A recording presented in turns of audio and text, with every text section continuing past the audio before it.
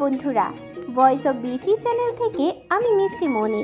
নিত্য নতুন রোমান্টিক ভালোবাসার গল্প পেতে আমাদের চ্যানেলটি সাবস্ক্রাইব করে পাশে থাকা বেল আইকনটি বাজিয়ে দেবেন। লাইক এবং কমেন্ট শেয়ার করতে ভুলবেন না। ধন্যবাদ। রাত প্রায় ৯টার ঊর্ধ্বে ঘূর্ণায়মান উড়োজাহাজের পাখাগুলো রাউন্ড রাউন্ড ঘুরে নামলো খোলা মাঠের গোলাকার বৃত্তের উপর। পাইলট উড়োজাহাজটি থামাতেই হৃদ হতভম্ব হয়ে লাফিয়ে নামলো সেখান থেকে। হৃদের সাথে সাথে পরপর আরও 4টি উড়োজাহাজ নামলো একত্রে। বাকি সবগুলোতে বডিগার্ড ছিল। হৃদের জন্য পূর্বে থেকে দাঁড়িয়ে থাকা গাড়িগুলো একটাতে দৌড়ে উঠল সে। হৃদের পিছন পিছন আসিফ উঠে বসলো ড্রাইভারের সাথে। চোখের পলকে গাড়িটি চলতে শুরু করলো মায়াদের বাড়ির উদ্দেশ্যে। হৃদের পিছন পিছন আরও 4টি গাড়ি চলল বডিগার্ডের। অস্থির হৃদ সর্বাঙ্গ নাড়িয়ে কলিজা কাঁপছে ভয়ে। একটা মাত্র বউ তার, খুব আদুরে, খুব ভালোবাসার বউটার কিছু হলে সে পাগল হয়ে যাবে। দম বন্ধ পরিস্থিতিতে টেনশনে হার্ট অ্যাটাক করে মারা যাবে। বউটাকে এত যত্নে রেখেও যদি প্রোটেক্ট করতে ব্যর্থ হয়, তাহলে হৃদের সব কিছু বৃথা। এত টাকা, এত পাওয়ার, এত ক্ষমতা, এত সব কিছু তুচ্ছ যদি ভালোবাসার মানুষটাকে বাঁচাতে সক্ষম না হয়। অস্থির হৃদের কপালে কার্নিশ বেয়ে ঘাম ছুটল।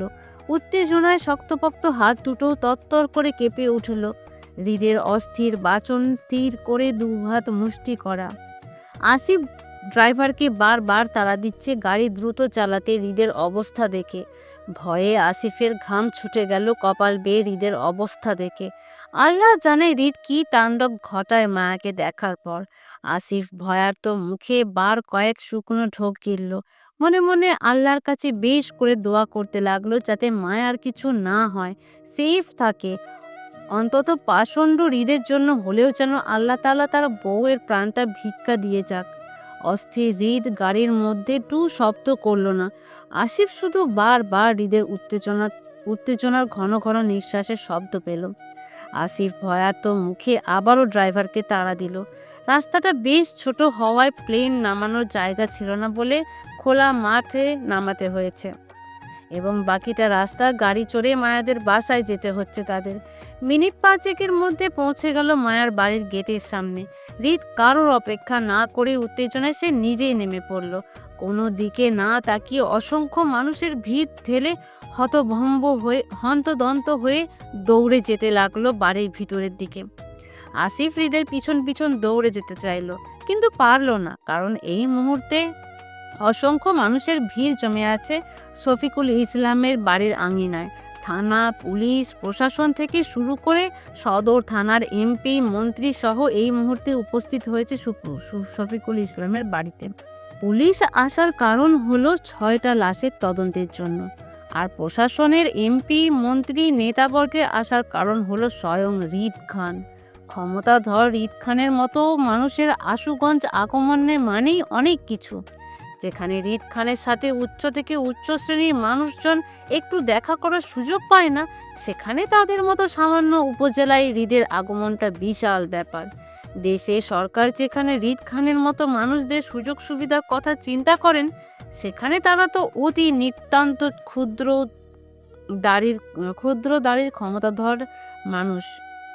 আর এই জন্য বর্তমানে নেতাবর্গরা হৃদের সাথে একটু আগ বাড়িয়ে পরিচয় বা সখ্যতা গড়ে তোলার জন্য হৃদকে আমন্ত্রণ জানানোর উদ্দেশ্যে মূলত বাড়ি ভিড় করে শফিকুল ইসলামের বাড়িতে। আসিফ এগিয়ে এলো সেদিকে। হৃদের পার্সোনাল পিএ হিসেবে আসিফের ক্ষমতাও বেশ, কারণ আসিফের কানে কোনো কথা যাওয়া মানে হৃদের কানে সেই কথাটা যাওয়ার সমান। আসিফের সাথে সবাই আগ বাড়িয়ে কথা চালালো সখ্যতা গড়ে তোলার জন্য। ততক্ষণেই গাড়ি ভর্তি করে হৃদের 20-30 জন বডিগার্ড গেট দিয়ে ঢুকলো বাড়িতে। আরিফ, শাহেদ, শুভ সবাই উপস্থিত পরিস্থিতি সামাল দেওয়ার চেষ্টা করছে। হৃদ আসতে পরিস্থিতি আরো শীতল হয়ে গেল ভয়ে। চারপাশ থেকে চাপা গুঞ্জন শুরু হলো পাড়া প্রতিবেশীদের মাঝে। হৃদ হতভম্ব হয়ে সিঁড়ি ভেঙে দৌড়ে মায়াদের দোতলায় ঘরে উঠল। মায়া কোন রুমে আছে প্রথমে বুঝতে না পারলেও রুমের বাহিরে মহিলাদের ভিড় দেখতে পেয়ে হৃদ সেদিকে দৌড়ালো। উপস্থিত মহিলারা হৃদকে দেখে চাপা গুঞ্জন শুরু করলো, মায়ার জামাই এসেছে। হৃদ খান এসেছে বলে তাড়াতাড়ি দরজার রাস্তা ছেড়ে সরে গেল একপাশে হৃদের ভয়ে। হৃদ সবাইকে উপেক্ষা করে ডিঙিয়ে বিছানায় শয্যাশায়ী মায়াকে টেনে নিজের বুকে জড়িয়ে ধরল দু হাতে জাপটে। উপস্থিত সবাই এক মুহূর্তের জন্য থতমত খেয়ে যায় হৃদের কাণ্ড দেখে। রুম ভর্তি মানুষজন মায়াকে ঘিরে দাঁড়ানো। শফিকুল ইসলাম মায়ের পাশেই বসা ছিল। হৃদ ওনাকে ডিঙিয়ে মায়াকে টেনে বুকে জড়িয়ে নেওয়াতে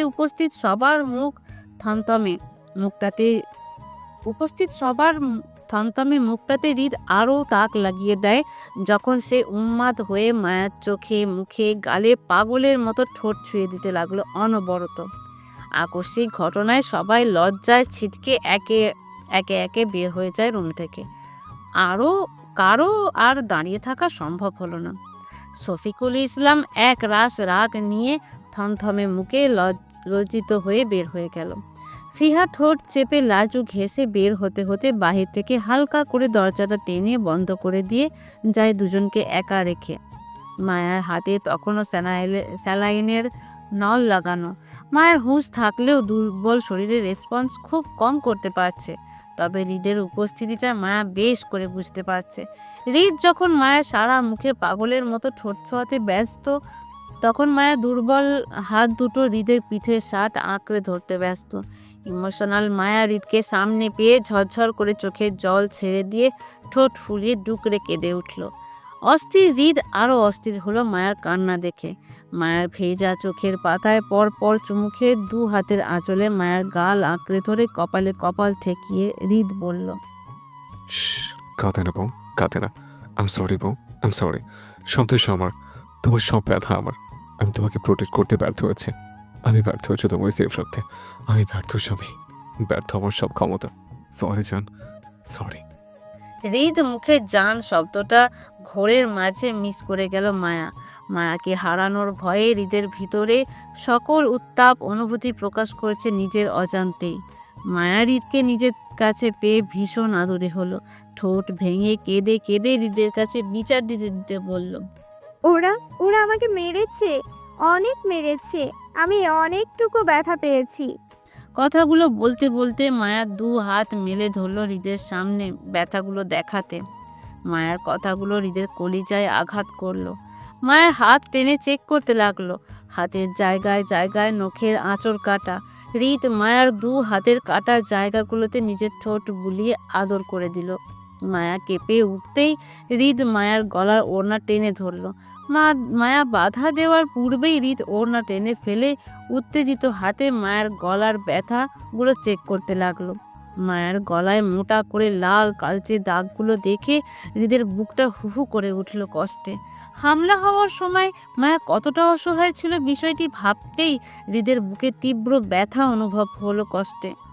অস্থির ভঙ্গিতে হৃদ পুনরায় মায়াকে টেনে দুহাতে জাপটে ধরল নিজের অশান্ত বুকের জ্বালা মেটাতে। মায়া ফের হৃদের কাছে বিচার দিয়ে বলল, আপনি জানেন, ওরা আমার গলায় ওড়না বেঁধে মারতে চেয়েছিল। আমি অনেকটা ছটফট করেছি, আপনাকে বারবার স্মরণ করেছি। আপনার কাছে যেতে মন চেয়েছে। আমি মরে গেলে আপনাকে কে বিয়েটা করতো বলুন? আপনার জন্যই তো বারান্দা থেকে লাফ দিলাম, যাতে আমাকে মারতে না পারে। নয়তো আমাকেও তো ওই আপুটা ছুরি দিয়ে জবাই করতো, যেভাবে রুজি আপুকে জবাই করছিল সেভাবে। আপনি জানেন, আমি অনেক ভয় পেয়েছি। আমি মরে গেলে কি আপনি আরেকটা বিয়ে করতেন বলুন? মায়া নিজের জেলাসির বসে নিজের মাথা উঠিয়ে হৃদের মুখের দিকে তাকাতে চাইল। হৃদ কি উত্তর দেয় সেই আশায়, কিন্তু হৃদ পুনরায় মায়ার মাথাটা নিজের বুকে চেপে ধরল। হৃদের দৃঢ় হাতের শক্ত বন্ধনে মায়ার মুখে চেপে গেল হৃদের বুক। মায়া মাথা বাঁকিয়ে কান পাতল হৃদের বুকে। তীব্র ধরপড় শব্দটা মায়া হৃদের বুকে কান পেতে শুনতেই চমকালো। বিস্ময়কর হয়ে একটু করে মাথা তুলে চোখ বড় বড় করে হৃদের উদ্দেশ্যে বলল, আপনার বুকে কেমন ঢিপ ঢিপ শব্দ করছে আমার মতন। আপনারও বুঝি বুকে ব্যথা হয়? আমার আমৃত্যু জানাই ব্যথা। তুমি তো উৎপল ভূমিতে নিঃশেষ চান, আজ আমি ভীষণ আহত চান। মরে যাচ্ছে তোমার অযত্নে, আমাকে বাঁচাও চান। তুমি মই সংকটে আমাকে বাঁচাও। হৃদের মুখে জান শব্দটা শোনাতে মায়া চমকায়। ভীষণ রকমের চমকায়। হৃদ সত্যি মায়াকে জান ডাকলো? হ্যাঁ, ডাকলো তো। মায়া এই মাত্র শুনলো, তার মানে হৃদ মায়াকে ভালোবাসে, আর এটা সে স্বীকার করছে জান জান দেখে। মায়া বিছানা থেকে হৃদের কোলে উঠতে চাইলো, কিন্তু হাতে স্যালাইনে টান লাগতে আহ করে মৃদু স্বরে চিৎকার করতেই হৃদ মায়াকে ছেড়ে দিল। স্যালাইনের নল দিয়ে রক্ত উঠতে দেখে হৃদ দক্ষ হাতে সেটা খুলে ফেলে ফের মায়াকে টেনে নিজের কোলে বসালো। তার অশান্ত বুকের জ্বালা কিছুতেই মিট কমছে না। মায়া দুর্বল হাতে হৃদের গলা জড়িয়ে ধরে গলায় মুখ গুজে বলল, আপনি কিন্তু আমার ভালোবাসেন, আমি শুনে ফেলেছি। আপনি আমাকে জান জান করে ডেকেছেন, সেটা জান জান করে কিন্তু মানুষ বয়ফ্রেন্ড গার্লফ্রেন্ডকে ডাকে, তাই আপনিও আমার বয়ফ্রেন্ড হলেন। একবার বলুন না আপনি আমাকে ভালোবাসেন। হৃদ মায়াকে নিবিড়ভাবে জড়িয়ে ধরে মোহিত কণ্ঠে বলল, সবকিছু কেন মুখে বলতে হবে আমার? প্রমাণের জন্য। হাতের বাঁধন হালকা হয় হৃদের। মায়ার মাথা থেকে মুখ উঠিয়ে বলল, কিছু প্রমাণ? হৃদ ছাড়লেও মায়া ছাড়ল না হৃদকে। আগের ন্যায় ঘাপটি মেরে হৃদের গলা জড়িয়ে মুখ গুজে পড়ে থেকে বলে, আমার সাথে ঝগড়া করার সময় যাতে আর বলতে না পারেন আপনি আমাকে ভালোবাসেন না, অথবা যখন আপনি আমাকে বলবেন আমি মুখে বলেছি একবারও যে আমি তোমাকে ভালোবাসি, প্রমাণ আছে তোমার কাছে ভালোবাসি এই কথাটার, তখন আমি প্রমাণ হিসেবে আজকে কথাগুলো বলবো। তাই একবার বলুন না ভালোবাসি প্লিজ। হৃদ মায়ার যুক্তি বুঝলো, তাকে ফাঁদে ফেলার জন্য তাকেই বলছে ভালোবাসি কথাটা স্বীকার করতে। হৃদ অস্থির মনে স্বস্তি হলো। মায়াকে আবারও দুহাতে চাপটে জড়িয়ে নিল নিজের সাথে। আর যদি এই বউটার কিছু হতো তাহলে এতটা সুখ, এতটা মানসিক শান্তি কোথায় পেত সে? ভালোবাসি ভালোবাসি বলে কে হৃদের সাথে পাগলামি করতো? ক্লান্তিতে বাড়ি ফিরলে হৃদ কোথায় দেখতে পেত এত পবিত্র স্বচ্ছ মুখখানা? কার জন্য হৃদ দিনের পর দিন বাংলাদেশে পড়ে থাকতো সব কিছু ছেড়ে? আজ এই মেয়ের কিছু হলে আজ হৃদও নিঃশ্বাস আটকে মারা যেত, নয়তো মানসিক অশান্তিতে পাগল হয়ে যেত। হৃদের এই বউটাকেই চাই, সুস্থ সবল চাই, হৃদের কাছে চাই। না, হৃদ আর তার বউকে কোনোভাবেই নিজ থেকে দূরে রাখবে না, সব সময় নিজের কাছে রাখবে এবং সংসার শুরু করবে। দূরে দূরে বিষয়টা আর ভালো লাগছে তার, বিরক্ত লাগছে প্রচুর। অনেক হয়েছে কন্ট্রোল খেলা, আর পারবে না নিজেকে কন্ট্রোল করতে। এবার চুটিয়ে সংসার করবে সে। সুন্দরী বউ রেখে এত কিসের কন্ট্রোল তার? বউ ছোট হলেও সংসার করার মতো বয়স আছে।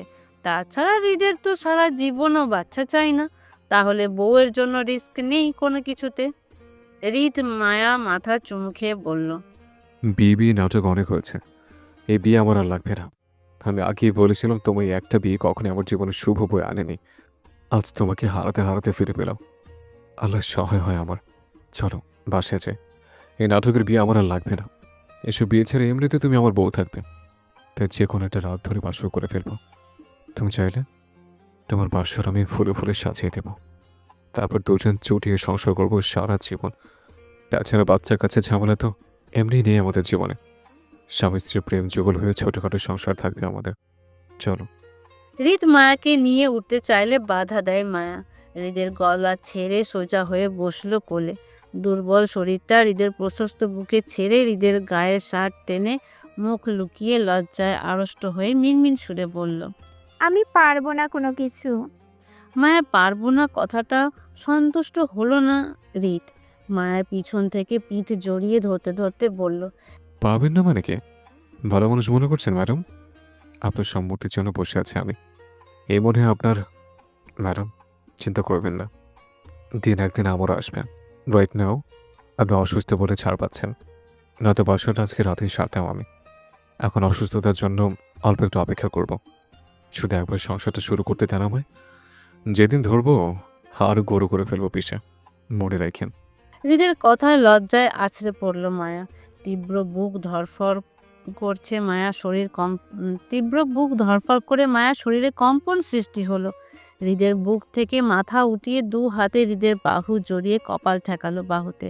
লজ্জায় চোখ খিঁচে বন্ধ করে বলল, ছি, আপনি কত বাজে। ছি মানে? আপনার কি আমাকে মেশিন মনে হয় ম্যাডাম? আপনার কি নিয়ত? একটার পর একটা বিয়ে করিয়ে যাব, কিন্তু আমি বাসা করতে পারবো না? উপোস থাকবো? উফ, যান তো এখান থেকে। হৃদ মায়ের রিয়াকশন দেখে ঠোঁট প্রসারিত করে হাসলো। মায়ের উন্মুক্ত কাঁধের উপর ঝুঁকে ঠোঁট ছোঁয়ালো। মায়ের সর্বাঙ্গ কেঁপে উঠল। হৃদ মুখ উঠিয়ে মায়ের কানে ঠোঁট ছুঁয়ে ফিসফিস করে বলল, তুমি বছরের সব বুঝো, তাই না? পেকে গেছো, আমি জানি। আমার পাকা বউ। হৃদের সরাসরি বেগতিক কথায় মা লজ্জায় নেতিয়ে পড়ে রইল হৃদের বাহুতে। শরীরের কম্পন তীব্র থেকে তীব্র হলো। হৃদ অনুভব করতে পারল মায়ার সেই কম্পন। মায়া হৃদের বাহুতে কপাল ঠেকানো অবস্থায় মৃদু কামড় বসিয়ে বলল, উফ, আপনি সব সময়ে বাজে লোক। বৃষ্টি বৃষ্টি কথা বলেন। ছি, কি অশ্লীল কথা। আপনি জানেন না ভালো মানুষেরা এসব কথা বলেও না, করেও না। মায়ার কথায় হৃদ মাথা তুলে সোজা সাপটা ভাষায় বলে, তাহলে তো তোমার বাপই অমানুষের কাতারে পড়বে সবার আগে। বুড়ো বয়সে এসেও যৌবনের ছেলায় বাবা হলো, তোমাকে জন্ম দিল। শেষ বয়সে এসেও শাশুড়িটাকে ছাড়া এক পাও নড়ে না, এক রাত ঘুমোতেও চায় না। বুড়ো বয়সে তোমার বাবার রোমান্টিকতা কমে না, উপর উপর দিয়ে সবাইকে দেখায় সে আদর্শ পুরুষ, আর তলে তলে রোমান্টিকতা শেষ হয় না।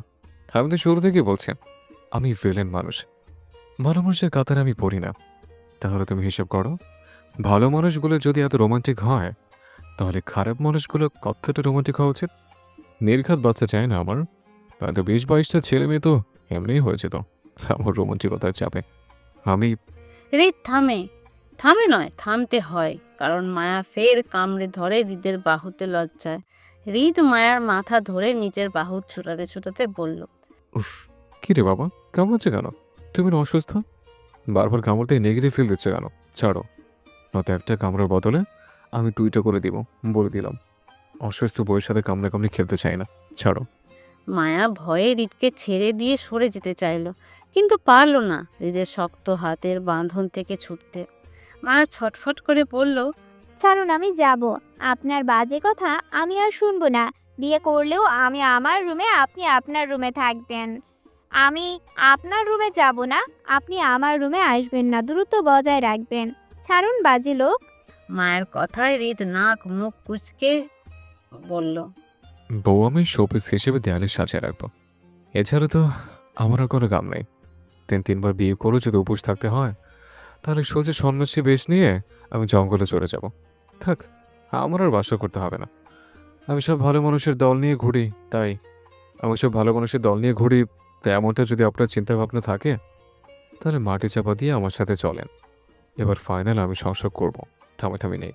আপনাকে জানানো উচিত মনে হলো, তাই জানালাম। সম্মতি চাইনি, তাছাড়া আমার জন্য এমনই বাসর করাটা ফরজ হয়ে গেছে।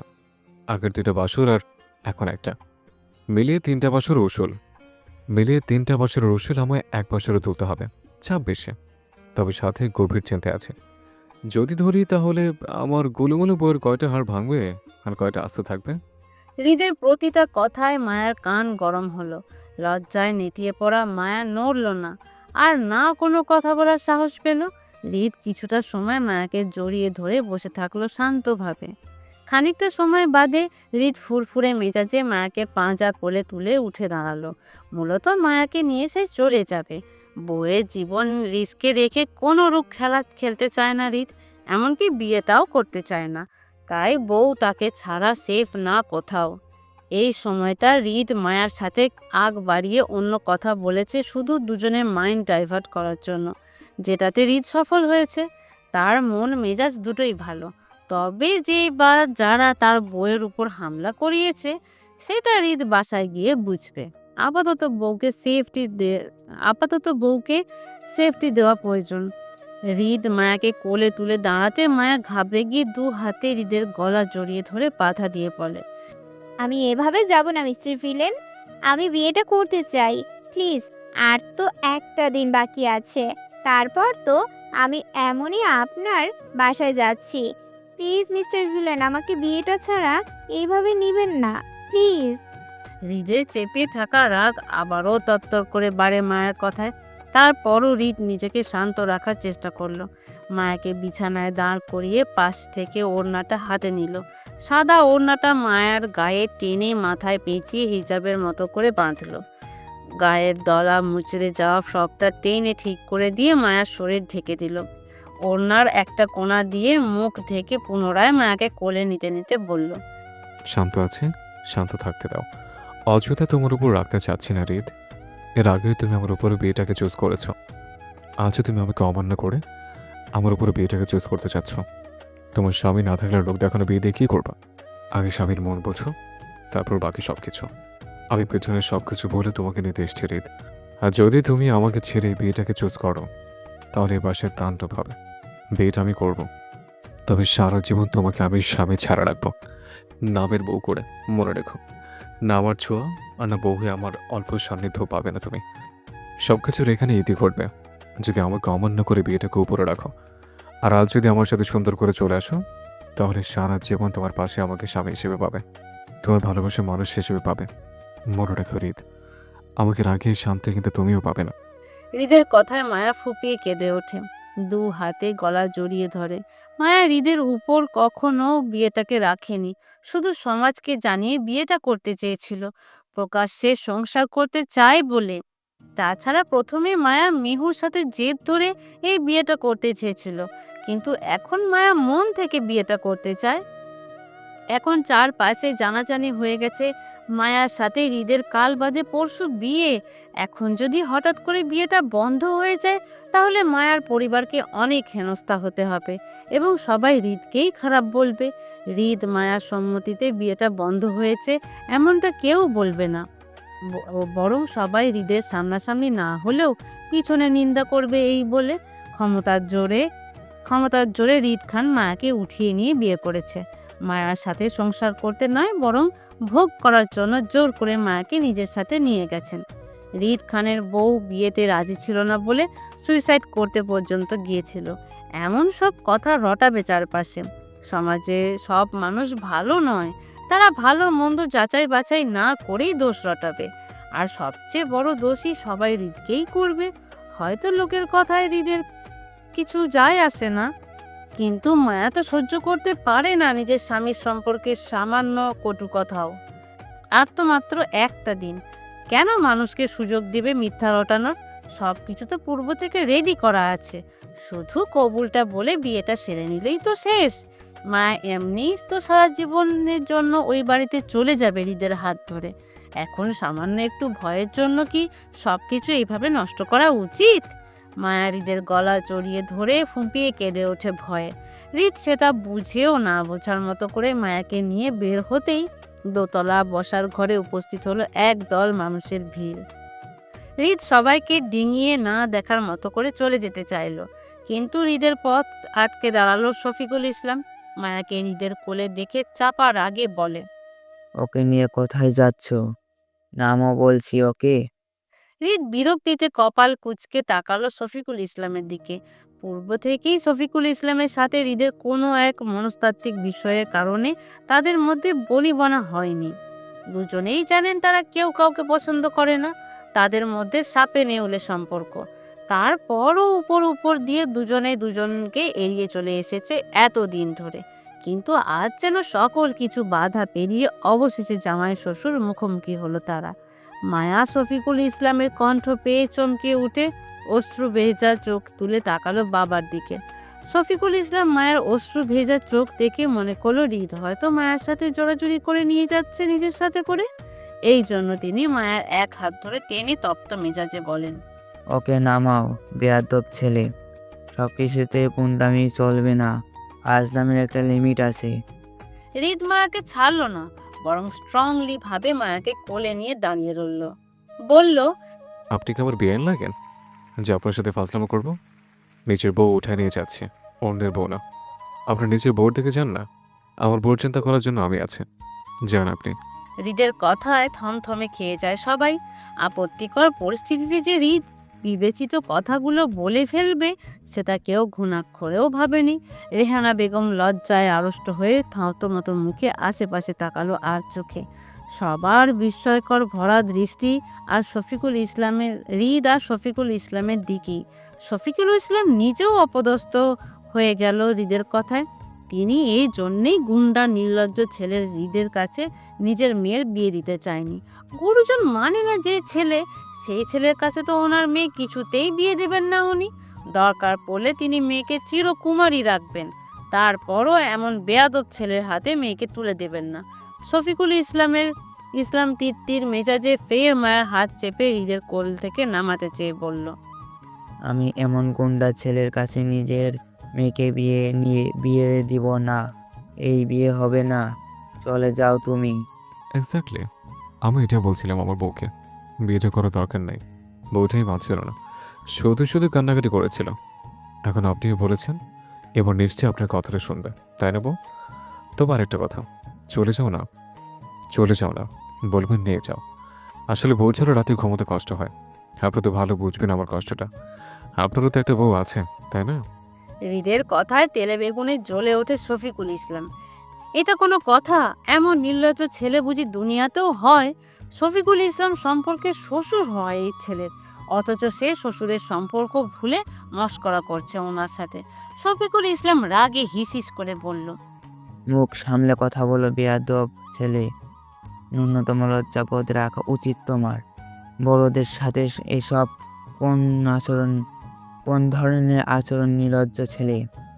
আমি নির্লজ্জ বেয়াদব মানুষ, সেটা সবাই জানে।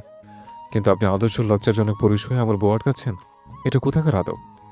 আমার মধ্যে লজ্জা নামক ফাংশনটাই নেই, কাজ করে না। তাই লজ্জা কি জিনিস আমি বলছি না। তবে হ্যাঁ, বউকে আমি প্রচুর ভালোবাসি, একদম আপনার মতন। আপনি যেমন বউকে ছাড়া থাকতে পারেন না, তেমন আমিও আজকাল বউ ছাড়া একদমই থাকতে পারি না। তাই আমার বউ না আজকে নিজের বউয়ের খেয়াল রাখুন, যান। হৃদের বেগতিক কথায় শফিকুল ইসলামের কথা বলাটাই মুশকিল হয়ে যাচ্ছে লজ্জায়। চারপাশে ছোট বড় অনেক মানুষের ভিড় জমে আছে, ছেলে মেয়ে, ছেলের বউ, ওনার শ্বশুরবাড়ির মানুষ, মুক্তার শ্বশুরবাড়ির মানুষের বসার ঘর ভর্তি হয়ে আছে। সেখানে হৃদের একটার পর একটা নির্লজ্জ কথায় এবার ওনার ইজ্জতের ভয়ে হতে লাগলো। এই ছেলে যে কতটা নির্লজ্জ তিনি এত সময়ের মধ্যে হাড়ে হাড়ে বুঝে গেছেন। তাই তিনি লোকলজ্জায় ইজ্জতের ভয়ে হৃদের সাথে বাড়াবাড়ি না করে সমঝোতায় আসতে চাইল। রাগ না দেখিয়ে শান্ত কণ্ঠে বলল, এভাবে আমার মেয়েকে নিয়ে যেতে পারবো না তুমি। বিয়েটা শেষ হোক, তারপর যাবে ও তোমার সাথে। নামাও ওকে। শফিকুল ইসলামের কথায় সম্মতি দিল মায়া। হৃদ কিছু বলবে তার আগেই মায়া বলল, আমি যাব না আপনার সাথে, নামান আমাকে। হৃদের শান্ত থাকা মেজাজটা বিগড়ে যায় মায়ার কথায়। এতক্ষণ শফিকুল ইসলামের সাথে শান্তভাবে ডিল করলেও মায়ার জন্য বিগড়ে ওঠে শেষে মেজাজটা। হৃদ রাগে কটমট করে দাঁতে দাঁত পিষে বলে ওঠে, রিদ, ফর দ্য লাস্ট টাইম আমার মেসেজ গরম করবা না প্লিজ। ফলাফল ভালো হবে না কিন্তু। মায়া শুনল না হৃদের কথা। ছটফট করতে করতে হৃদের কোল থেকে নেমে গেল এবং কান্নাকাটি করে বলল সে যাবে না হৃদের সাথে। হৃদের টকবগিয়ে ওঠা রাগে লাল লাল চোখ জোড়া তুলে তাকালো মায়ার দিকে। মায়া দমে গিয়ে নত মস্তিষ্কে দাঁড়ালো, ফুপিয়ে কেঁদে ওঠে। মায়ার কান্না দেখে শফিকুল ইসলাম এগিয়ে এসে মায়াকে ধরবে, তার আগেই হৃদের রাগের বশবর্তী হয় মায়া। হৃদ মায়াকে কাঁদতে দেখে সঙ্গে সঙ্গে দেয়ালের সাথে সাজিয়ে রাখা ফুলের কর্নারটা সেন্টারে মাথার উপর তুলে সজোরে আছাড় মারল ফ্লোরে। সাথে সাথে দ্বিখণ্ডিত হয়ে গেল সেদিক। হৃদ রাগে গর্জে উঠে বলে, তোর আমাকে ছেড়ে দুনিয়ায় সব কিছু প্রিয়, আমার মূল্য তোর কাছে কখনোই থাকে না। বরাবরই তুই আমার অবদ্ধ হোস, আজও হলি। আমার মানা করার পরও তোর বিয়েটা চাই। আমার উপরে গিয়ে তুই বিয়েটাকে চুজ করলি কেন? আমার সঙ্গ তোকে কাঁদায় এই ভ্রমণ করতে চাইছিস সবার সামনে? তোর এত নাটক। কথাটা শেষ করতে করতে হৃদ পুনরায় পাশে থাকা পানির ফিল্টারটা সহ ছোট টেবিলটি উল্টে নিচে ফেলে দিল রাগে। মায়া সহ উপস্থিত সবাই কেঁপে উঠল হৃদের হঠাৎ কাণ্ডে। সবাই এতদিন হৃদ খান সম্পর্কে মানুষ থেকে শুনে এসেছে, আজ প্রায় অনেকেই হৃদ খানের রাগ সম্পর্কে পরিচিত হলো। উপস্থিত প্রত্যেকেই হৃদের ভয়ে হাড় হিম হয়ে আসলো শফিকুল ইসলাম ছাড়া। তিনি হতবুদ্ধি হতবিহ্বল হয়ে দাঁড়িয়ে আছেন হৃদের কাণ্ডে। হৃদ যে হঠাৎ করে এমন কিছু করে বসবে সেটা মোটেও আশা করেননি তিনি এই মুহূর্তে। হৃদের তাণ্ডবের মধ্যে হিনা খান, আরাফ খান, আয়ন, মেহেরবান ততক্ষণে হতভম্ব হয়ে দৌড়ে আসলো মায়াদের দোতলা ফ্ল্যাটের ভিতর। মূলত তারাও মায়ার অ্যাক্সিডেন্টের খবর পেয়ে এসেছেন এখানে, কিন্তু হৃদের রাগে তাণ্ডবের আভাস পেয়ে হন্তদন্ত হয়ে দৌড়ে আসলো আয়ন ও আরাফ খান।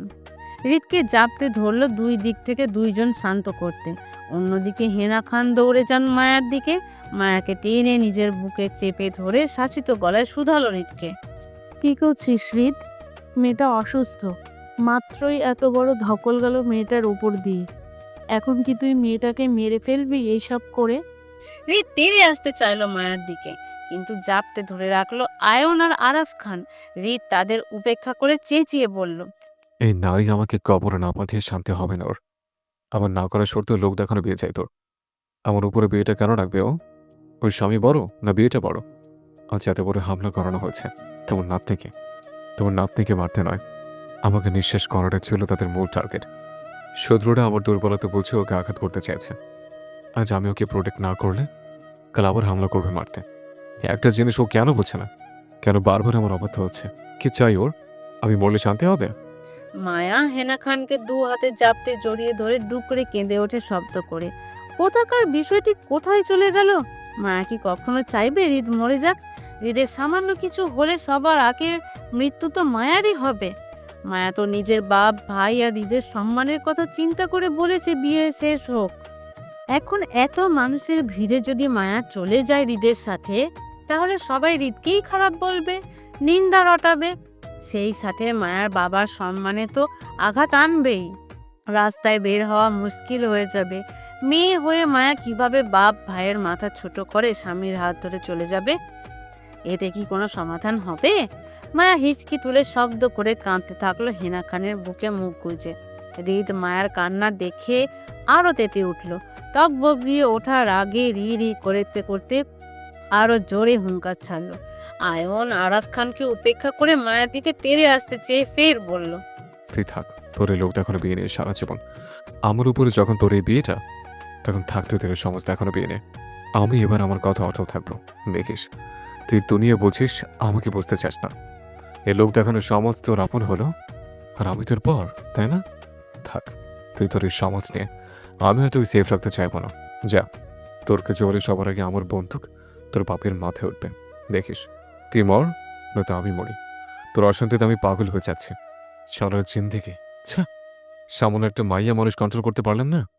তীব্র রাগে হৃদ শরীর ঝাড়া দিয়ে আয়ান ও আরাফ খানের হাত থেকে নিজেকে ছাড়িয়ে চলে গেল বাহিরের দিকে। হৃদ আর দাঁড়ালো না।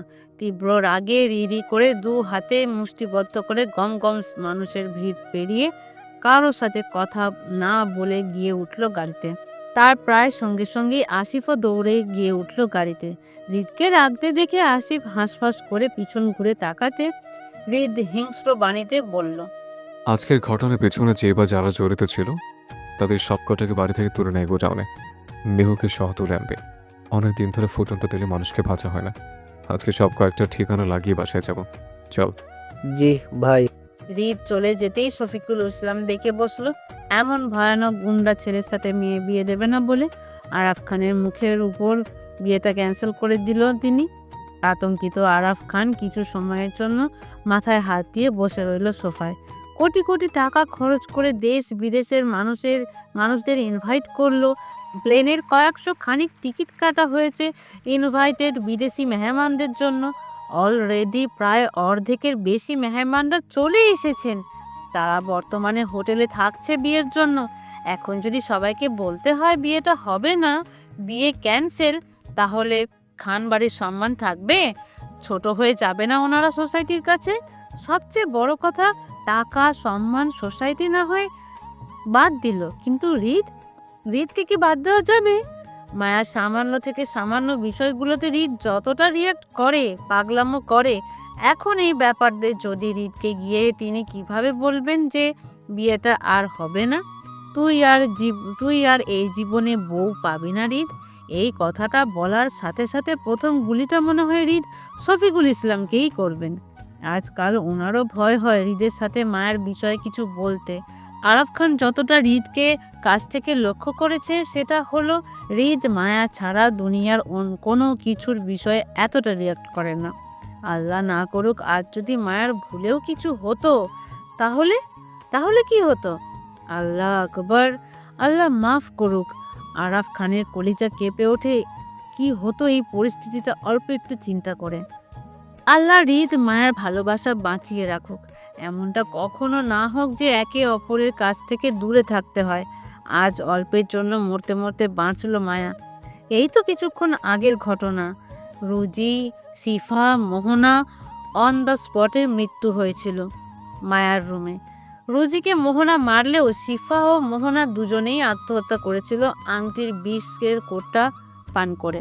হৃদের লোকেদের হাতে ধরা পড়ার চাইতে হসপিটালে হৃদের 4 জন বডিগার্ডের মধ্যে 3 জনেরই মৃত্যু হয়েছে বিষ প্রয়োগে। কারণ তারা 3 জনই মাত্রাধিক বেশি বিষযুক্ত খাবার খেয়েছিল বলে। রিধি স্বল্প কেক খাওয়ায় বেঁচে গেলেও বাকি একজন বডিগার্ডের সাথে হসপিটালে রিধিকে অবজারভেশনে রাখা হয়েছে। আর মায়া তেমন কোনো ক্ষতি হয়নি, কারণ দোতলা ঘরে উচ্চতা বেশি ছিল না বলে মায়া সেই যাত্রায় ব্যালকনি থেকে লাফিয়ে পড়ে বেঁচে যায়। কারণ মায়া উপর থেকে মাটির ঘাসের উপর পড়েছিল বলে হাতে পায়ে হালকা পাতলা কেটেছে শুধু। আরাফ খান মত্ত হয়ে ঠায় জায়গায় বসে রইল হৃদের টেনশনে। মায়াকে তো হৃদ এমনই ছাড়বে না, মাঝখান থেকে ক্ষতি হবে শফিকুল ইসলামের। আরাফ খান চুপচাপ বসে রইলেও আয়ন আর হেনা খান চুপচাপ থাকলো না। খুব কৌশলে সুন্দর করে শফিকুল ইসলামকে বোঝাতে লাগলো বিষয়টা।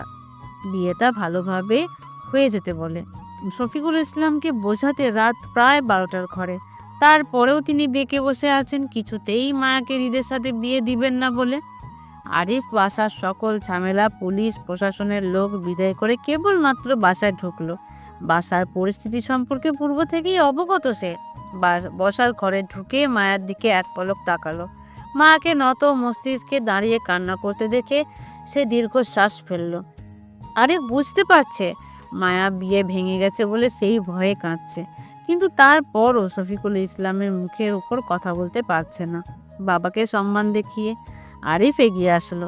মায়ার পাশাপাশি দাঁড়িয়ে মায়ার মাথায় হাত রেখে আদর করে সরাসরি মায়াকে জিজ্ঞেস করে বলল, কাউকে ভয় না পেয়ে ভাইকে বলো বিয়ে করতে চাস তুই? তোর কথা শেষ কথা হবে, তোর অমতের বিরুদ্ধে কিচ্ছু হবে না। মায়া হেঁচকি তুলে কান্না জড়িত অশ্রু ভেজা ফোলা ফোলা চোখ দুটো তুলে তাকালো আরিফের দিকে, আর চোখে একবার শফিকুল ইসলামের দিকেও তাকালো। শফিকুল ইসলামও মায়ার দিকে তাকিয়ে আছে কৌতূহল ভরা দৃষ্টিতে। মায়ের উত্তর কি হয় সেটা জানার জন্য। আরিফ মায়াকে শফিকুল ইসলামের দিকে তাকাতে দেখে আশ্বস্ত করে বলল, ভয় পাস না, ভাই আছি তোর সাথে। তুই নির্দ্বিধায় বল বিয়েটা করতে চাস কিনা।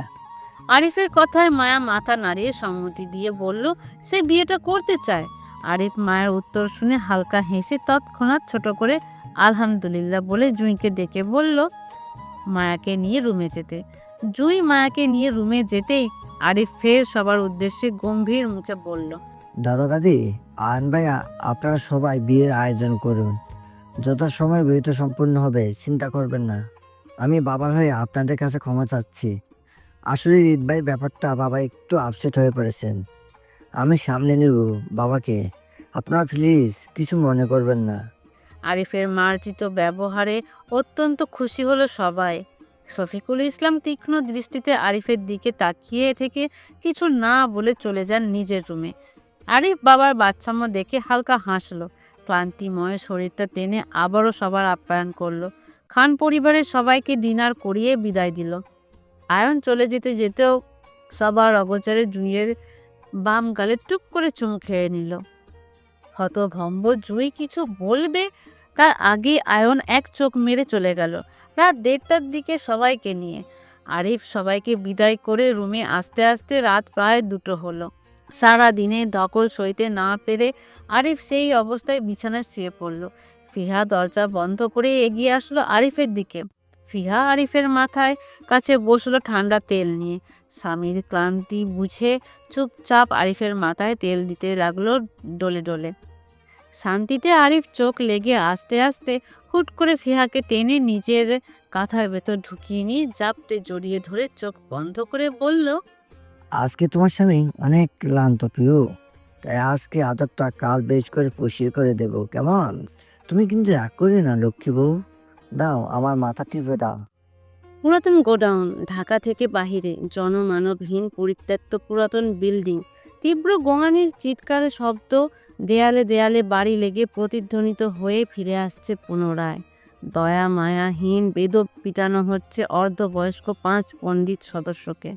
প্রত্যেকের হাত পা জোড়া বাঁধা চেয়ারের সঙ্গে, মুখে টেপ লাগানো, প্রত্যেকের শরীর জুড়ে লাল রক্তের ছোপ ছোপ দাগ। তাদের পাশেই চুলায় আগুন দিয়ে বিশাল বড় বড় কড়াই মধ্যে ফুটন্ত তেল জাল দিচ্ছে বুদবুদ করে। মূলত তেল জাল দেওয়া হচ্ছে বডিগার্ডদের দিয়ে। মেহুর গায়ে তখনও কেউ হাত লাগায়নি। সে সুস্থ সবল চেয়ারের সঙ্গে বাঁধা অবস্থায় বসে আছে, তবে ঘামন্ত মুখশ্রীতে ভয়ের তীব্র আর্তনাদ। মেহু বারবার শুকনো ঢোক গিলে ভয়ার্ত দৃষ্টি মিলিয়ে চারপাশে মানুষজনকে দেখছে আড়ষ্ট হয়ে। কতটা নির্দয় আচরণ সবার! মেহুর সর্বাঙ্গ কাঁপছে অনবরত। তাদের রাত 12টার দিকে ঘুমন্ত অবস্থায় বাসা থেকে তুলে এনেছে সান্ডা পান্ডার লোক দিয়ে আসিফ, আর সেই থেকেই সবার উপর নির্মম অত্যাচার করা হচ্ছে মেহুকে বাদে বিগত 2 ঘন্টা ধরে। বর্তমানে রাত 2টোর ঊর্ধ্বে আছে। হৃদ মাত্রই কিছুক্ষণ আগে এলো এখানে, এসেই চেয়ারে না বসে তাদের সামনের টেবিলের উপর লাফিয়ে বসলো। হৃদের গায়ে সম্পূর্ণ কালো অফিসিয়াল পোশাক জড়ানো, শার্ট প্যান্ট ইন করে পরা, গলায় টাই নেই, বরং শার্টের হাতা দুটো কোণে অবধি টেনে তোলা, বুক বরাবর 2টো বোতাম খোলা। হৃদের কালো আর সাদা রংটা বরাবরই খুব পছন্দ, তাই বেশিরভাগ সময় হৃদকে কালো বা সাদা পোশাক পরেই দেখা যায়। আজও তাই, তবে এই মুহূর্তে হৃদের ব্যবহার অতি মাত্রাতিক শান্ত ও স্বাভাবিক। হৃদকে দেখে মনে হচ্ছে এখানে কি হচ্ছে আসলে সে কিছুই জানে না। মূলত সে ভাজা মাছটা উল্টে খেতেও পারে না, এতটা ইনোসেন্ট আর ভালো মানুষ হৃদ খান। মিনিট 10 পার হওয়ার পর হৃদ হাতের ইশারায় সবাইকে থামতে বলে। ক্লান্তিতে সবাই থেমে যায়। হৃদ একটা ভ্রু উঁচু করে তীক্ষ্ণ দৃষ্টিতে আধমরা ব্যক্তিদের দিকে তাকিয়ে বডিগার্ডদের বলল মুখের বাঁধন খুলে দিতে। হৃদের আদেশ অনুযায়ী তাই করলো। একে একে সবার মুখের টেপ খুলে দিতেই প্রত্যেকে তীব্র আহাজারি করে হৃদের কাছে ক্ষমা ও প্রাণ ভিক্ষা চাইতে লাগলো।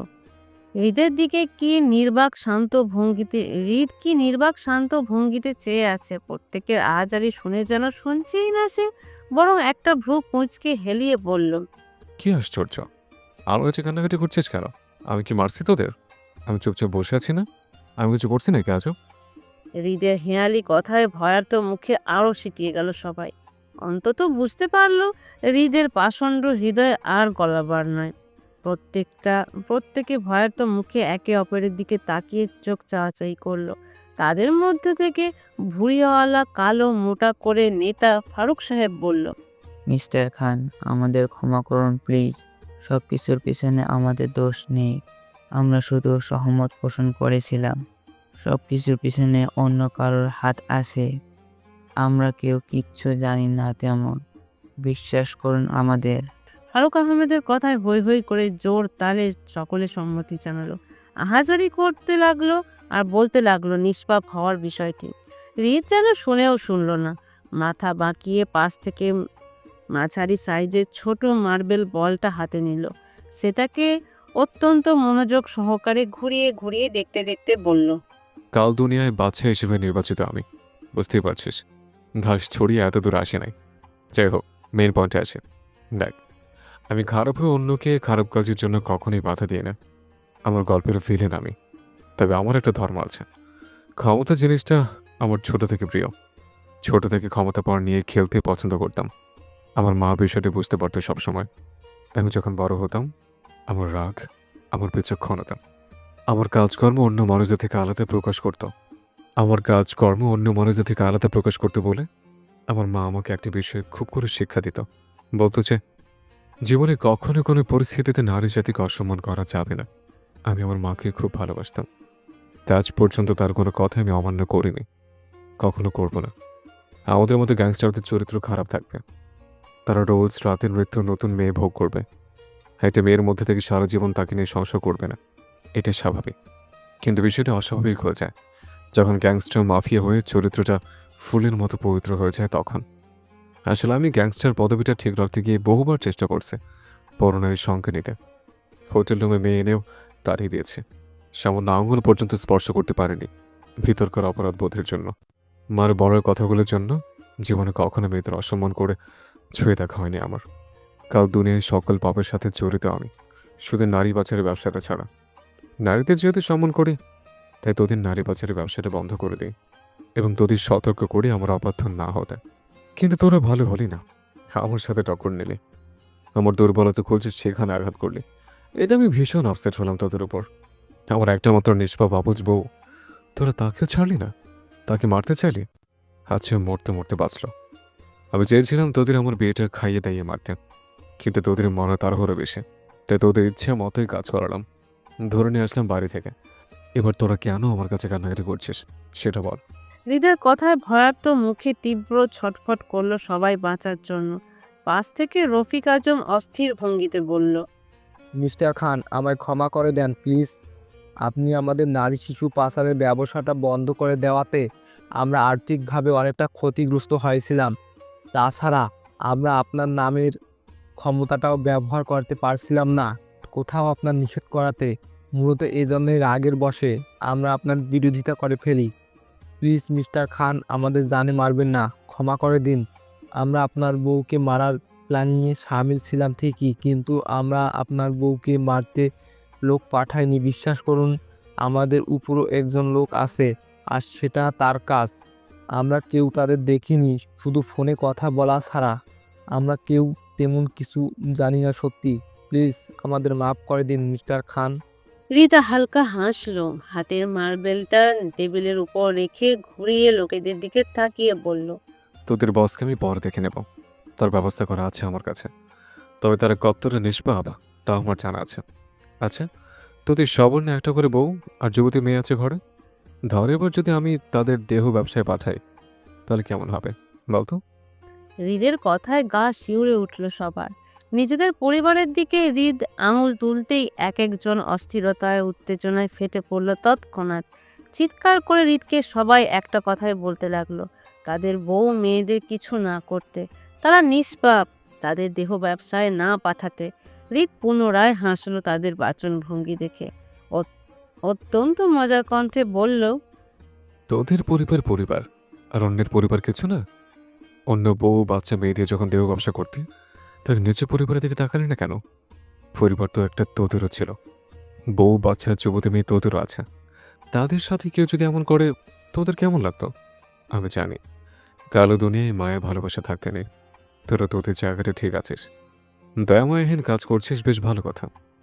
কিন্তু নিজেদের পরিবারকে কেন রেখে দিলি? তাদের নিয়ে ব্যবসাটা করতে, বড় কলিজার পরিচয় দিতে। কিন্তু না, ছোট কলিজা নিয়ে এত বড় কাজে নামলি। আমার নিষেধ করার পরেও আমার বিরোধিতা করে আমারই বউকে আঘাত করলি শেষ পর্যন্ত। আচ্ছা, তোদের সাথে তো আমার প্রফেশনাল শত্রুতা ছিল, তাহলে তোরা আমার পার্সোনাল ব্যাপারে কেন গেলি? মেহর বিষয়টা না হয় বুঝলাম, বেচারি মাত্রাধিক ভালোবাসে আমাকে, কিন্তু তোদের কি সমস্যা? তোরা কি আমাকে ভালোবাসিস? সংসার করবি আমার সাথে আমার বউকে মেরে? হৃদের কথায় ভয়ার্ত মুখে চুপসে যায় সবাই। একে একে সবাই শুকনো ঢোক গিলল হৃদের ভয়ে আড়ষ্ট হয়ে। প্রত্যেকে ভয়ে সর্বাঙ্গ নাড়িয়ে তত্তর করে কেঁপে কেঁপে উঠছে পার পার। সকলে বুঝতে পারছে হৃদের হাত থেকে রেহাই পাওয়া অসম্ভব। হয়তো হৃদ খান মাত্রাতিক রাগ থেকে এমন শান্ত আচরণ করছে সবার সঙ্গে।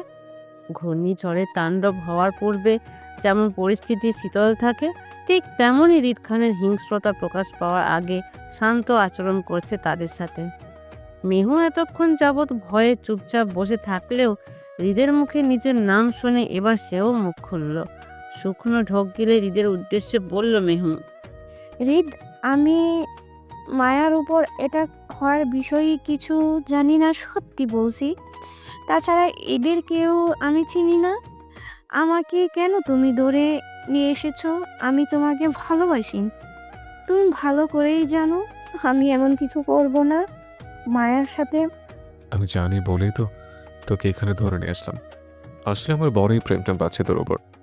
ভাবলাম এদের মারতে মারতে তোদের সঙ্গে জমে একটু প্রেমটা করে নেব, এই জন্য তোর গায়ে কাউকে হাত দিতে দেয়নি। আবার ভালোবাসা মানুষের গায়ে কেন অন্য কেউ হাত দেবে বল? তুই তো আমাকে ভালোবাসিস, তাই না? হৃদের কথায় তুমুল গতিতে নিজের মাথা নাড়িয়ে সম্মতি জানালো মেহু। হ্যাঁ হ্যাঁ হৃদ, আমি সত্যিই তোমার ভালোবাসি, বিশ্বাস করো। আমার রন্ধে রন্ধে তুমি মিশে আছো। আমি তোমাকে ছাড়া বাঁচবো না। I love you. মেহুর কথায় যেন হৃদ বেশ মজা পেল। পুরো দমে হৃদ নিজের ব্যক্তিত্বে ফিরে এসে বলল, বেশ ভালো কথা। আমাদের প্রেমটা মাখামাখা হওয়ার আগে বল, তুই আমাকে কি দিবি তোকে ভালোবাসলে? মানে? মানে সিম্পল, আমার বউ পবিত্র আর আমি অপবিত্র, তাই তাকে আমার দরকার। এখন তুই বল, বউকে রেখে তোকে কেন ভালোবাসবো? আর তোকে বিয়ে করলে তুই আমাকে কি দিবি সেটা বল। হৃদের কথায় অত্যন্ত খুশি হলো মেহু। আসন্ন মনে বলল, তোমার যাই চাই তাই দিব হৃদ। ভালোবাসায় ভরিয়ে রাখবো তোমাকে, আমাদের দুজনের স্টেটাস মিলে। আমি মায়া থেকে যোগ্যতা সম্পূর্ণ দক্ষ নারী। আমি তোমার কাঁধে কাঁধ মিলিয়ে চলতে পারবো সমাজে, যেটা মায়া পারবে না।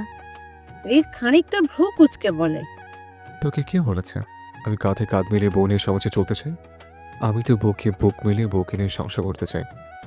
বউ বুকে রাখার জিনিস, তাকে বুকে রাখবো। তাকে কেন সমাজের সামনে প্রদর্শন করে বেড়াবো আমি? তাছাড়া তুই আমাকে বিয়ে করে কি দিবি সেটা বল। তোর কাছে কি আছে, কি দিবি? আজ পর্যন্ত কয়টা ছেলের সাথে বিছানে গিয়েছিস এসব আছে? একবার হাতে করে বলতে পারবি মোট কতটা ছেলের সাথে বিছানে ছিলে? যদি বলতে পারিস তাহলে তোকে আমি ছেড়ে দেব, যা, প্রমিস। হৃদের কথায় সর্বাঙ্গ নাড়িয়ে তত্তর করে কেঁপে ওঠে মেহুর।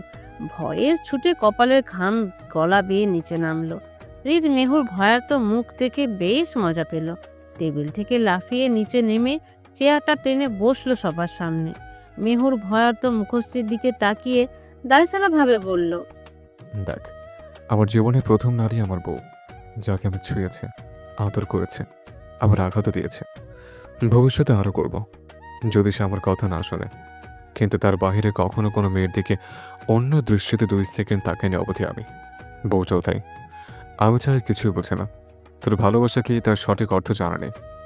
তুই আমাকে হাঁচের পর আহত অবস্থায় দেখেছিস, কাটা ছেড়ে এমনকি গলি খেতেও দেখেছিস, কিন্তু কখন আগ বাড়িয়ে আমার আঘাতে মলম লাগাতে আসিস নি আমার ভয়। আমি তোকে ধমক দিব বা আঘাত করব, সে ভয়ে ধরে ধরে থাকতে। কিন্তু আমার বউটা তোর মতো না। ইনফ্যাক্ট সে কারো মতোই না। আমি সামান্য আঘাত পেলে জান জেনে বউয়ের যায়, কেঁদে কুটে বুক ভাসা। আমার শত ধমক শত আঘাতের পরও আমার যেন অস্থির হয়ে থাকে কখন মলম লাগাবে বলে। রাতের আধারে আমার রুমে চুরি করে আসে আমার যত্ন নিতে। আমি আঘাত করলে কারো কাছে আমার নামে নালিশ করে না, অভিযোগ তুলে না, আর না আমার থেকে দূরে যাওয়ার চেষ্টা করে। বরং আমার শত আঘাতের পরও উল্টো আমার পেছনে পেছনে ঘুরঘুর করে কাঁদতে কাঁদতে আমাকে চালায়, আবার আমাকে ভালোবাসে। কিন্তু আমার বাহিরে কারো কাছে যায় না। আমার বিনোদনহীন জীবনটাকে রোজ রোজ রঙিন করে তোলে তার পাগলামিতে। আমার কোনো কথার অবাধ্য হতে চায় না, বাধ্য মেয়ের মতন সব কথাই শোনে। এই যে তোর পাল্লায় পরে বিয়ে করবে বলে এত পাগলামি করছে, তার পিছনের কারণটা আমার জানা। তার ভালোবাসাময় স্মৃতি লাগবে বুড়ো বয়সে, তাই অ্যালবাম ভরে ছবি রাখার জন্য আমাকে দিয়ে 3-3বার বিয়ের পিড়িতে বসাচ্ছে সে। আমার বউটা ততটাই পবিত্র যতটা পবিত্র একটা শিশু হয়। তার গায়ে পরপুরুষের ছোঁয়া নেই তোর মতো করে। তার গায়ে শুধু আমার ছোঁয়া বিচারণ। এখন তুই বল, আমার এত নিঃস্বার্থ ভালোবাসার বউটাকে রেখে তোর মতন অপবিত্র লোভী নারীর কাছে কেন যাবো আমি? তোর আমাকে নয়, তোর আমার ক্ষমতা চাই। আর তার দাপটে তুই এত দূর অবধি গেলে আমার বউকে মারার জন্য। এখন একটা অপশন আমি তোকে দিচ্ছি, তোকে আমি জানি মারবো না, প্রাণে বাঁচিয়ে রাখবো।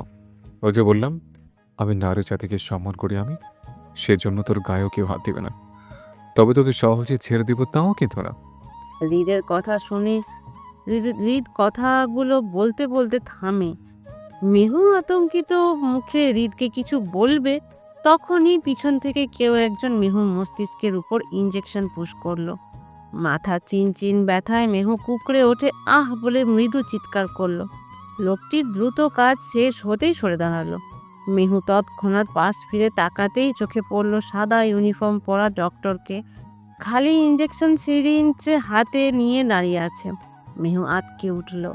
মাথার ভেতরে কেমন চিনচিন ব্যথা অনুভব হলো। মেহু প্রাণপণ ছটফট করতে করতে চিৎকার করে বলল, এই আমাকে কি দিয়েছো তোরা? রিল, এই ডক্টর, আমার ব্রেন কি পুশ করেছো?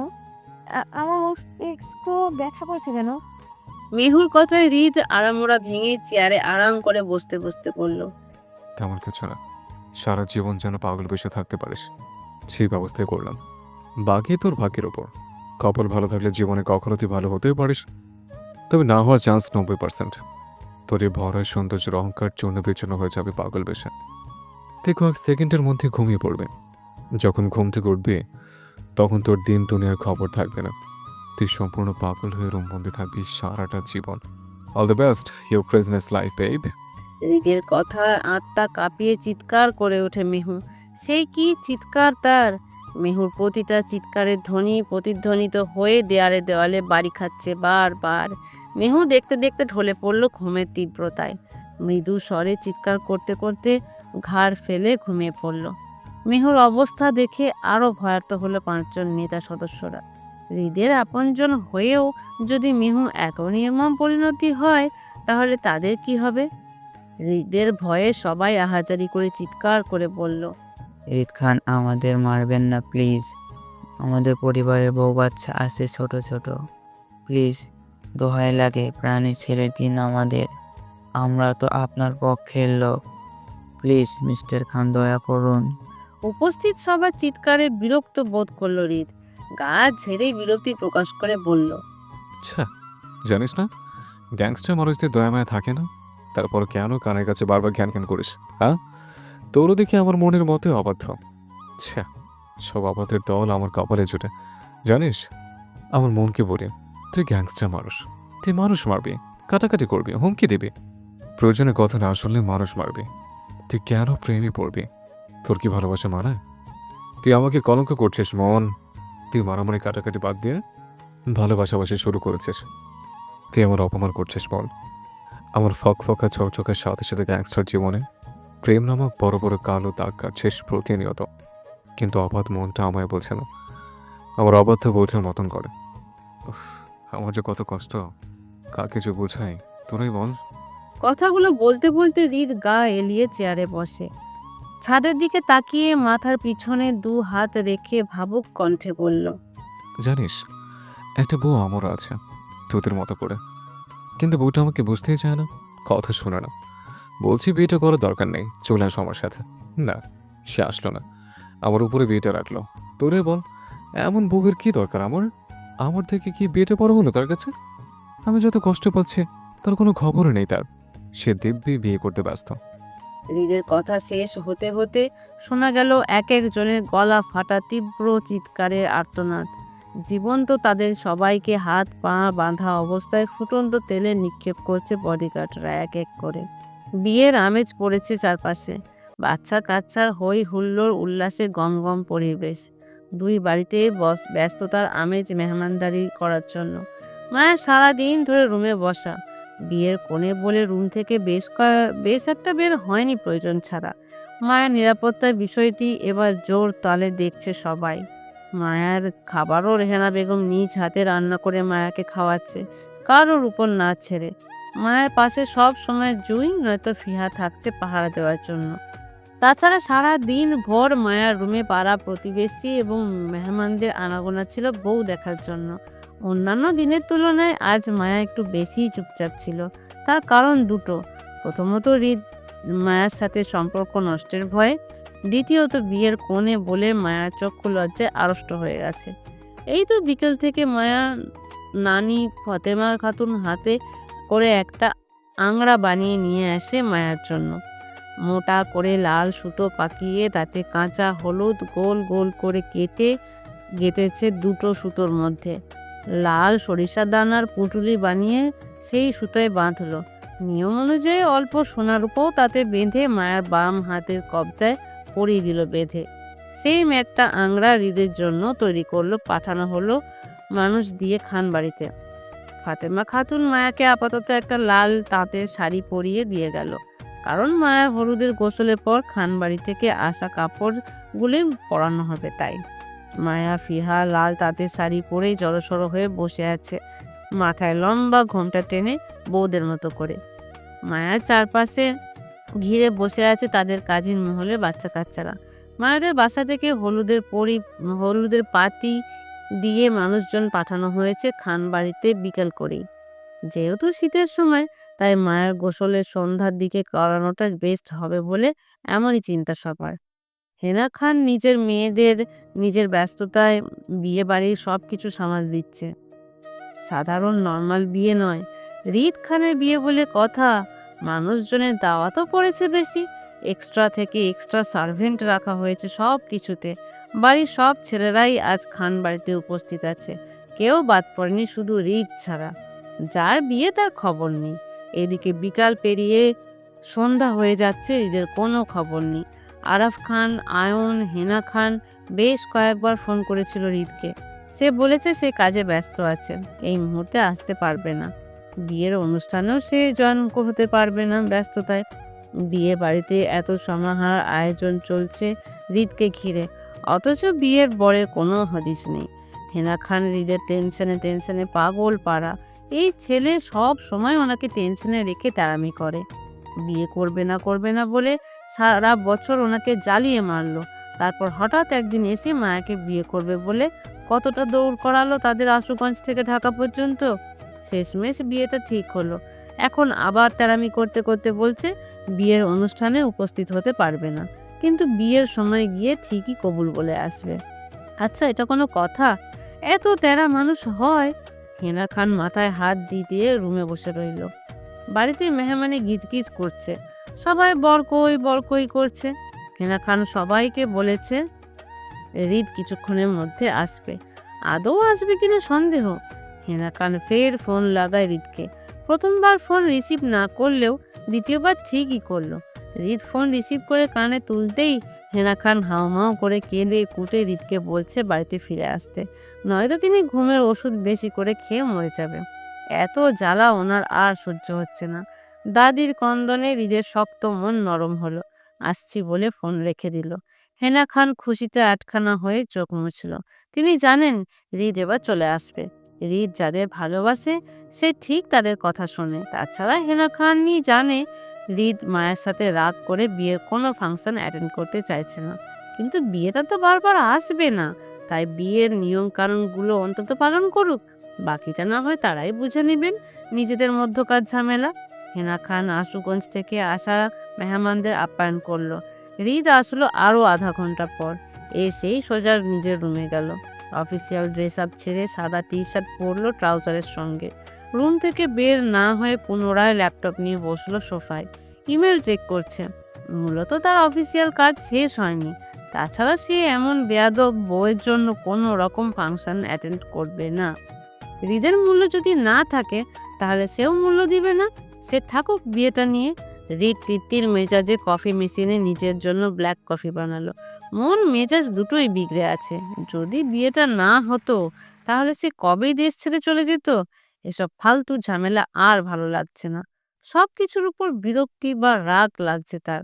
শুধু একটা বার বিয়েটা শেষ হোক, হৃদ আর ভুলেও থাকবে না বাংলাদেশে। সে চলে যাবে সুইজারল্যান্ড। বিয়ে করছে ব্যাস, এতটুকুতেই সীমাবদ্ধ থাকবে। ভুলেও সংসার শুরু করবে না। আর তার সংসার চাইই না। যেদিন তার বউ তার গুরুত্ব বুঝবে সেদিনই হৃদ ফিরে আসবে এই দেশে, নয়তো না। হৃদ চাপা রাগে কটমট করে ল্যাপটপ খুলে বসলো। বেশ কিছুক্ষণ কাজ করার পর আসলে হেনা খান ডালা হাতে সাজিয়ে। তাতে মায়া দুটো নর্মাল আর একটা ভারী শাড়ি, 3টা ব্লাউজ, 3টা পেটিকোট, নতুন গামছা, সাদা টাওয়াল, কসমেটিক্স ইত্যাদি রাখা। অন্যটাতে কাঁচা হলুদ হাতে বেঁধে পেস্ট করে বাটিতে রাখা, সাথে বেশ কিছু টিউব মেহেন্দি চারপাশে সাজিয়ে রাখা। হেনা খানের সাথে মালা ও আয়ন প্রবেশ করলো হৃদের রুমে। আয়ন জানে হৃদ এখন তেরামি করবে, এই জন্য সেও আসলো। হৃদের সম্মুখে ল্যাপটপের সাথে লাগিয়ে ডালা দুটো রাখলো হেনা খান ও মালা। হৃদ বিরক্তিতে চোখ মুখ তুলে তাকাতেই হেনা খান হৃদের ডান হাতটা টেনে মায়ের কাপড়গুলোর মধ্যে রেখে সব কিছুতে হৃদের স্পর্শ দিতে দিতে বলল, দে, এগুলি ছুঁয়ে দে। তোর বউয়ের জন্য গায়ে হলুদের তত্ত্ব যাচ্ছে, তুই ছুঁয়ে না দিলে হয়? হৃদ বিরক্তি চোখে তাকায়। সে এসব নিয়ম কানুন মানে না। হৃদ হাত সরিয়ে নিতে চাইলে হেনা খান জোর করে হলুদ আর মেহেদি বাটি দুটোতে হৃদের হাত ছোঁয়া নিল। হৃদ রাগে বোম মেরে বসে রইল। হৃদের বিরক্তির ফেসটা দেখে আয়ন ঠোঁট প্রসারিত করে দুষ্টু হাসে। হেনা খান মায়ের বাড়ি থেকে আসা লাল সুতো বাঁধা আংড়াটা হৃদের বাম হাতে বাঁধতে চাইল। হৃদ সেটা পরতে নিষেধ করলো। হাবিজাবি জিনিস দেখে নাক ছিটকে হাত দূরে সরিয়ে নিল বাঁধবে না বলে। আয়ন হৃদের অপর পাশে বসে বাম হাতটা জোরপূর্বক হেনা খানের দিকে বাড়িয়ে দিতে দিতে বলল, রিত, এটা যদি তুই না বাঁধিস তাহলে মায়ের হাত কমে যাবে। দেখা যাবে তোর জন্য অল্প বয়সে তোর বউ মারা গেল। তো হৃদের রাগী কটমট দৃষ্টিতে আয়ন থেমে যায়। আয়ন হৃদকে আর রাগালো না, বরং ইনোসেন্ট ফেস করে বলল, আরে ভাই, তুই আমার দিকে এমন করে তাকাচ্ছিস কেন? আমি কি এইসব নিয়ম জানি নাকি? আসার সময় মুরব্বীরা বলেছিল, সেটা শুনেই তো তোকে আমি বললাম, যাতে তুই সতর্ক হতে পারিস। বিশ্বাস না হলে নানুমাকে জিজ্ঞেস কর। নানুমা, আমি ঠিক বলছি না? হৃদ হেনা খানের দিকে তাকালো কপাল কুঁচকে। মূলত এস- তারও জানতে ইচ্ছা করছে এসব ফালতু নিয়মগুলো আসলেই সত্যি কিনা। হেনা খান আয়নের মিথ্যা কথাটা ধরতে পারলো। এছাড়া হৃদকে বিয়ের আংড়াটা পরানো যাবে না বলে তিনিও মিথ্যা আশ্রয় নিল। আয়নের কথায় সম্মতি জানিয়ে বলল, হ্যাঁ আয়ান তো ঠিকই বলেছে। তুই সুতায় বাঁধা বিয়ের আগ্রাটা না পড়লে এমনটা তো হবেই। যেটা নিয়ম সেটা তো পালন করতে হবে, তাই না? হৃদ রাগে চিবিয়ে চিবিয়ে বলে। ফালতু কথা, এসব আমি বিশ্বাস করি না। খোল সব। হৃদের কথা খোঁচা মেরে বলল, তুই মায়ের জন্য একটা আঙ্গারায় পড়তে চাচ্ছিস না রিত? এই তোর বইয়ের জন্য দরদ? আমি হলে একটা কেন, জুয়ের জন্য 2 হাত ভর্তি শুধু বিয়ের আঙ্গারায় পড়ে থাকতাম। বইয়ের লম্বা হাত বলে কথা ভাই, রিস্কি নিতাম নাকি? হৃদ নিভে গেল, হাতটা আর সরালো না। রাগ নিয়ে বিয়ের আংড়াটা পড়ল। একমাত্র বউ তার, যদি সত্যি সত্যি বউয়ের হায়াত কমে যায় তাহলে সর্বনাশ হয়ে যাবে। না, তার বউয়ের হায়াত কমানো যাবে না। এমনিতেই বউটার উপর দিয়ে কত বিপদ যাচ্ছে। থাক, হৃদ আর রাগ হলে হয়েছে, তারপরও বউয়ের কিছু না হোক, বউটা লম্বা হায়াত বাড়ুক। হৃদকে সুতোটা বেঁধে চলে গেল সবাই। মায়ের জন্য তত্ত্বগুলো পাঠানো হলো আশুগঞ্জ। হৃদ কাজ করতে করতে বার কয়েক হাতে লাল সুতোর আংড়াটার দিকে তাকালো। কালো লোমশ ফর্সা হাতে লাল সুতোর বাঁধনটা বেশ ঝলমল করছে। হৃদ পুনরায় সুতোর দিকে তাকালো, হাত বাড়িয়ে আলতো ছুঁয়ে দিল। মনে অদ্ভুত ফিল হচ্ছে তার, বিয়ের অনুভূতি জাগ্রত হচ্ছে। শরীর শিরশির করছে তীব্র ফিলিংসে। সে বিয়ে করছে, সেটা যেন মনে গভীর ভাবে করা নাড়ছে। উফ, এইভাবে বসে আর কিছুক্ষণ ভাবলে হৃদ সত্যিই পাগল হয়ে যাবে তীব্র অনুভূতিতে। হৃদ চাপার আগে মন ঘুরিয়ে কাজে মনোযোগ দিল। আপাতত সে এসব ফালতু বিষয় নিয়ে ফিল করতে চাইল না। হৃদ এই বিয়েটা মানে না, আর না মানে তার বেয়াদব বউকে। স্বামীর দাম দিতে জানে না যে বউ, তার সাথে আবার কিসের ভাব বিনিময় করবে হৃদ? কোনো দরকার আছে কি সংসার করার? কোনো দরকার নেই, থাকুক সে তার মতন। হৃদ কাল বিয়েটা শেষ করেই চলে যাবে, আর থাকবে না এদেশে। বাংলাদেশের হাওয়াটা তার সহ্য হচ্ছে না। হৃদ চাপার আগে পাশ থেকে ফোন উঠিয়ে আসিফকে কল লাগালো।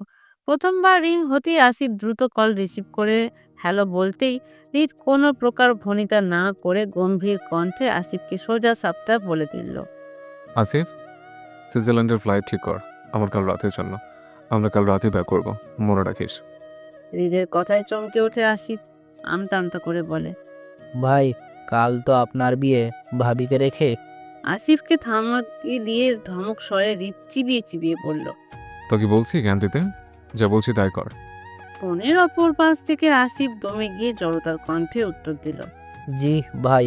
সালাম আলাইকুম। হ্যালো বন্ধুরা, কেমন আছো তোমরা সবাই? আশা করছি তোমরা সবাই ভালো আছো, সুস্থ আছো।